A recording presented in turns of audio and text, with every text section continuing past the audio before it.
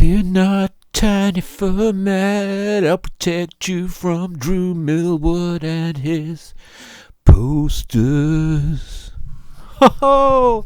Hi everyone, it's your old pal Ribsy back again with his precious format as we plough on into the second part of the Drew Millward video. Now, as you can see, there's a healthy yellow glow coming from my format here because actually we're in a really good bit of the video where we look at the Drew Millward origin story and it kind of ends up being a bit of a therapy session. Yes, it does, doesn't it, precious format? Yes, it does. So without further ado, let's get cracking. It's for Poster Neds, it's for Poster Neds, go and tell your mom. It's for Poster Neds, it's for Poster Neds, it's for Poster Neds, go and tell your mom. It's for Poster Neds, and I'm not good at writing these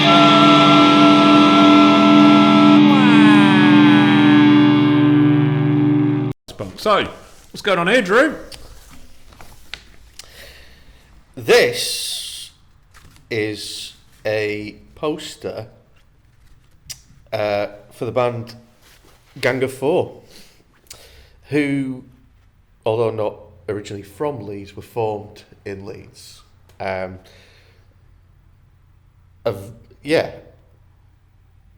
is by an artist from Seattle called Art Chantry. And before I knew about posters or what posters were, because it wasn't a thing,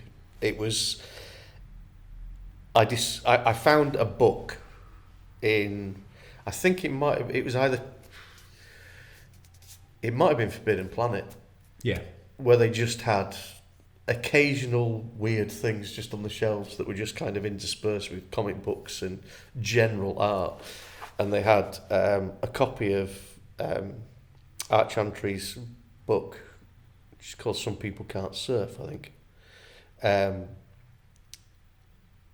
I think it must have been the first year at university in Leeds, so 2000.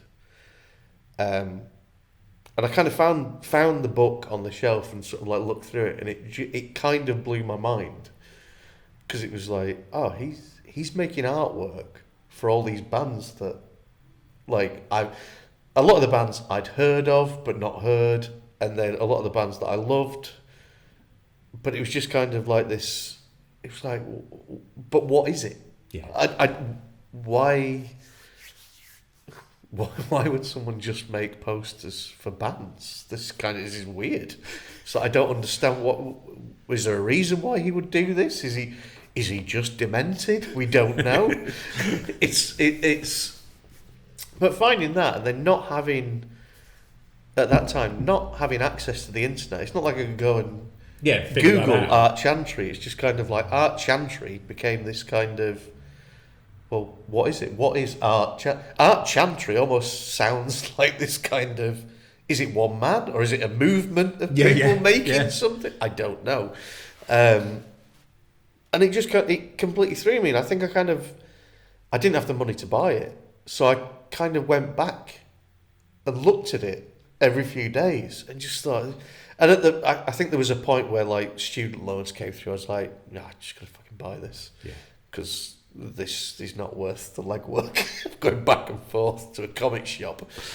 I bought it, and it was just kind of, it was another sort of like light bulb moment of like, oh right, so he gets commissioned by these bands to make posters. That's kind of fucking wild. And then there's a lot of stuff about he did all the art, the graphic design for sort of like the Rocket in Seattle, and again, I think it's probably right place, right time, sort of serendipity, where he was making a lot of artwork in Seattle around the time, sort of like late 80s, early 90s, where there was obviously a huge scene in Seattle of bands and things. It kind of completely blindsided me. It's like, so you can marry up the worlds of music and art. It's like, because I can't do music because I'm shit, but I can still be involved in some way. by giving, and certainly with that, it was like it was almost like seeing, it was almost like this kind of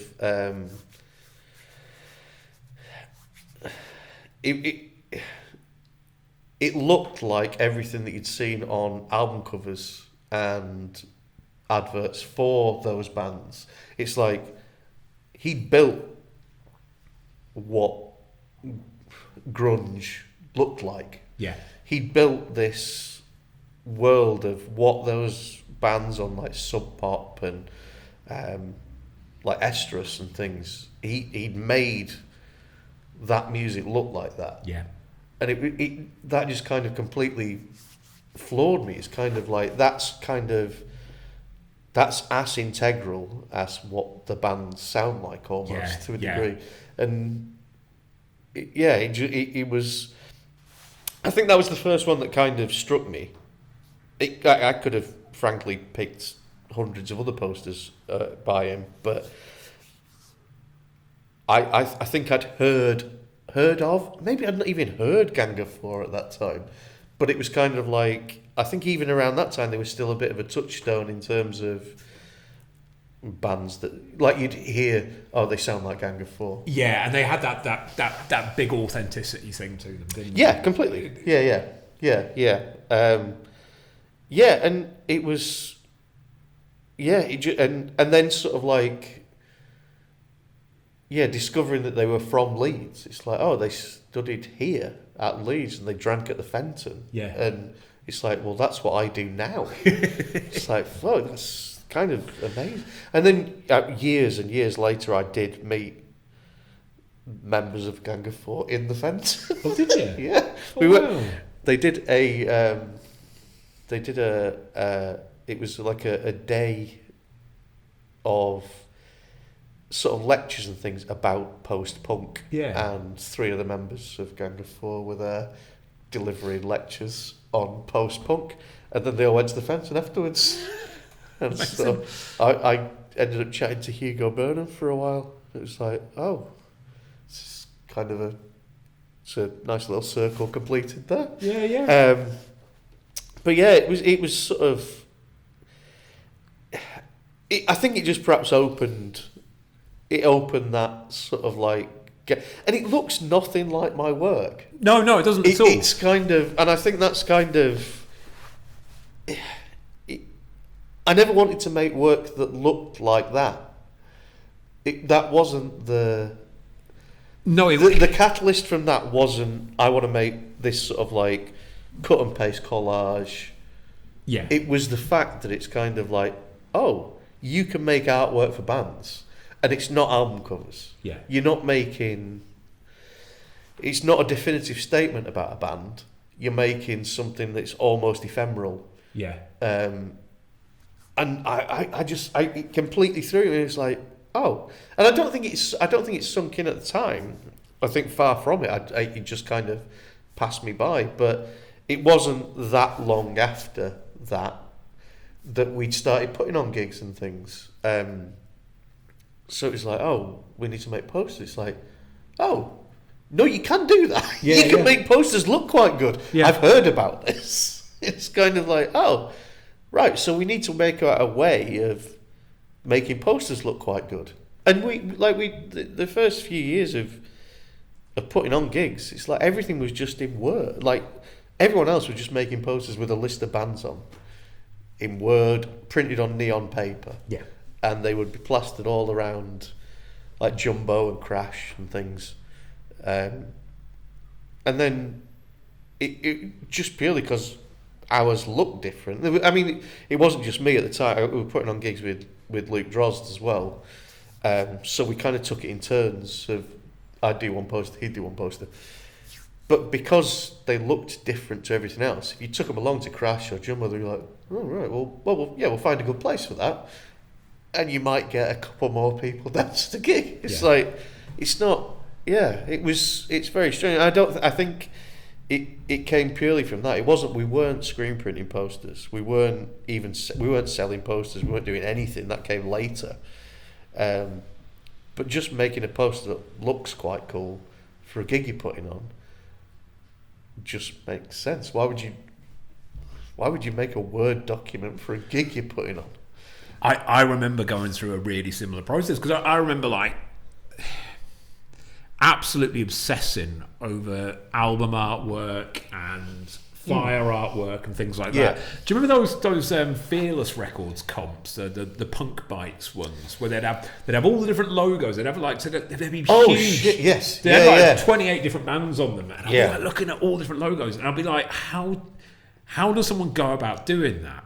Yeah. How do they actually make that? Because I was rubbish at all that stuff. And when I was at uni, I was really lucky because a guy called Chris Rogers took me and a few mates under his wing, and we were putting on gigs. And I remember going over his house once, and we were putting on this gig, and he was like, right, we're gonna sit down, we're gonna make the poster. And he did that really clever thing where he really made the poster, but made me feel like I kind of made it.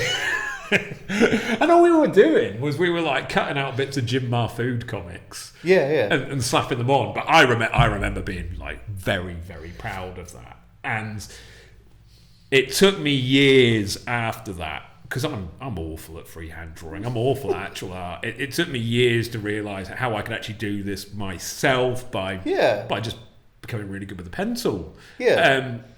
But it's that process, isn't it? It's that process of like, hold on, there isn't a bar to entry here. Yeah, it's kind of like just being told that you're allowed to do something. And I think that is kind of, I think that's the best thing to take away from any kind of like punk endeavour, is that kind of idea of like, well, do you think it's good? Do you think other people might like it? I can do it then. Yeah. Give it a go. What's the worst that can happen? It's something I have to remind myself about all the time. Even today, it's like, well, other people can do it. Yeah, totally. There's always that second guessing as to what... there is always...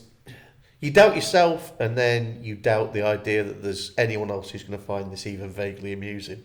Or it's like, I think this might just be stupid. And I can't imagine the amount of good ideas that have just disappeared off into the ether because people have had too much doubt to not do something. It's kind of there was a podcast I was listening to the other day with Rick Rubin, where he was talking about, in his usual shamanic way. Did he have shoes on? He didn't have shoes on, did he? He didn't have shoes on. I've never known. He never had shoes on. But that kind of idea that, like, he was talking sort of like vaguely about sort of like plagiarism. And how it's like the only reason someone would plagiarise someone is out of kind of love. It's like you've seen something that you like and you do it yourself. And it's like, but you can't do that someone else has done. So what you do is different. And it's kind of, and everything comes from that kind of idea. It's like, you might see something that inspires you, but you're never going to be able to do it. You're never going to be able to copy it. And I think he cited the example of the Beatles, saying like, well, the Beatles wanted to play sort of American rock and roll music, but they couldn't because they're from Liverpool. But what they made is completely informed by that, but it isn't that.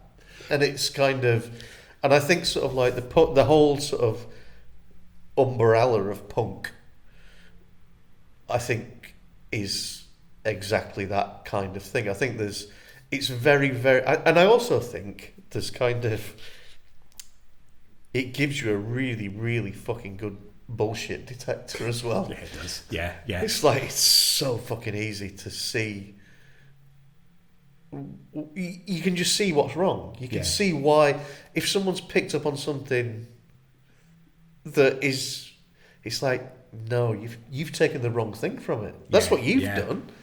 It's like, oh, you've laid out the fact that you don't get this. There's also that big thing as well about kind of how your work ends up being defined by your limitations. Oh, completely. Yeah.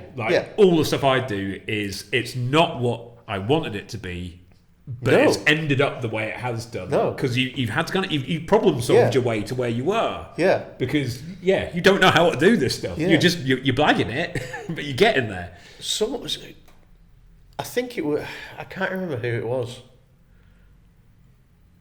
There was someone who had made a point to me at some point, saying that they liked my work because they found it to be incredibly inclusive. I was like, what the fuck do you mean? And they're like, well, you don't draw people. I was like, no, well, because I can't. It's like, yeah, but do you not understand how it's like? And this was coming from a Muslim woman. Okay. And she was like, but do you not understand how that is important to not see just a white person being depicted in art? It's like, well, no, I'd never thought of that at all. It's kind of like, and that's weird that you would take that from it, but that's my limitation that you've seen value in. Yeah. That's a great thing.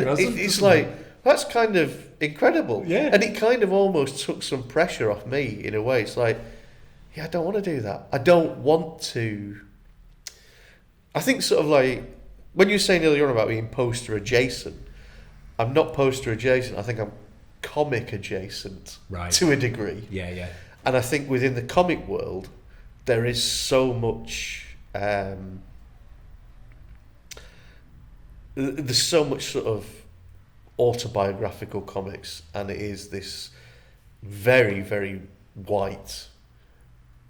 Not particular. I mean, I would say sort of like not entirely sort of male or female, but perhaps more weighted in terms of male. And that comic world is basically built around these kind of. It's like, that's what you're drawing, that's what you know, and it's kind of like, to step away from that and go, yeah, it's kind of weird. I'm not really interested in having anything to do with that. And I think maybe there is that kind. Maybe it is that kind of slightly outsider kind of idea. It's like, well, why would I want? I'm not that interested. It's like, what? Who wants to hear about a white middle-aged man? It's like, why would I draw? I don't want to draw people. It's like and I think that's kind of like why my work's kind of ended up spiraling off much more sort of into. I fucking hate the psychedelic term, but it's where you are, Drew. It's where you are. I know. I hate it, but it isn't, because it's kind of it's not. I don't come from it from that angle. I come from it from like this completely different way of thinking about things, and it's kind of like I draw. It's kind of like an automatic drawing response a lot of the time. It's kind of like, well, do I like the look of that line? It's like, okay, I like the look of that line. No, keep it then. Just do that. And it's like, it's kind of almost fallen into this kind of way of working, but I'll still never draw people because I don't think people are that interested. And I'm entirely the opposite. Like, I love drawing people because I think people are really interesting, and I'm not very good at the more abstract side of things. I'm not. It's just. But it's kind of interesting. Perhaps there is a common, because I find your work fascinating. Perhaps I find it fascinating because I don't know people. Maybe. Perhaps it's sort of like so outside my remit that I can kind of sit back and think, I can just enjoy it for what it is. And I think that does kind of strike me every so often, where it's like, it's the same as anyone. I don't like my work. And there's a lot of work that is kind of perhaps adjacent to the work that I make that I don't particularly enjoy a great deal. Yeah. I am much more there you go. This choice is kind of like, I'm much more interested in design and architecture than I am in illustration.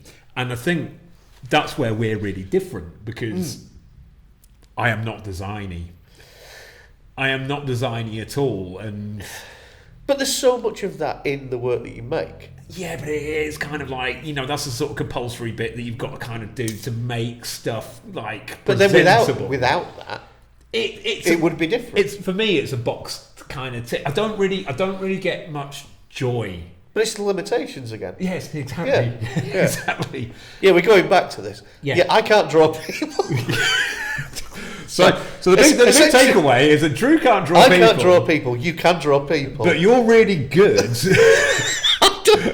at designy illustration. You know, and the thing with your stuff as well is that you don't see anyone knocking your stuff off to the point where you're like, where you're even worried, you know? Because it's a very, very distinct style you've got. Well, I mean, yeah, thank you. That's nice to know. Well, but it's kind of, maybe that's 20 years of graft. Shows in the end. Yeah, exactly. Yeah, but I mean, it's kind of, now I'm just doubting everything I've done. I'm glad I've been of service. Feel confused. Come back whenever you want. This is how much do I owe you? £500, please, Drew. It's just, it's kind of, it's weird, isn't it? It's kind of. I mean, I think if you're ever not doubting yourself, you're probably not doing it right. Yeah, I mean, if you're comfortable doing what you're doing, then I think I've seen. I think in the time I've been doing it, I've seen people who are far, far, far more gifted than I am, who've basically thrown in the towel, and I think there's a certain amount of tenacity that it takes, and there's a certain amount of getting used to that idea of. I mean, everyone's situation is different. It's like, I suppose, choosing to live a lifestyle that is amenable to being able to not earn a lot of money. It's kind of like, not everyone wants to do that. There is a point where people tend to hit about 32 and go, that's not for me. That's not. But if you push past that, things start getting slightly easier and more enjoyable because you enjoy what you have. I think this kind of it's a weird one. We're not going to end up hugging, are we? This is a tangent. Hugging? It's going to be more than hugging on this very table. True, my wife is watching. Mine too. Well, this has been beautifully tangential again. Tangenitals. Stop it. Okay. Stop it. We're not doing it on this table. I think this is probably quite a good time for a break. I think it's a very good time to regroup. Guess who today's These need refilling. I've got one down here. You bought me another one already. I mean, you need refilling. Guess who today's sponsor is? Is it Athletic Greens? No. Manscaped? No. It's me again, Drew. It's me. So let's let everyone watch a stupid 30-second video while we both go to the toilet and the bar. We'll be right back, everyone. Look at this healthy green glow. It appears my format has been soothed and assuaged by this rather wholesome section of the video in which we've peered into the murky origins of Drew Millward and his poster practice, and also talked a bit about postery stuff, which we're always supposed to do. That's what we're here for. Anyway, I'm not going to bother you with a 30-second video about my stuff, because you all know already. You need to go to loudribs.com and just buy something off there, because otherwise I have to send my daughter up a chimney, and she's a rubbish chimney sweep, and in terms of admin, it's a very big hassle. Anyway, that's it for this one. There's one more part to come, which will probably be up in the next couple of days. Do stay tuned, and we'll see how my format takes the last Drew Millwarding.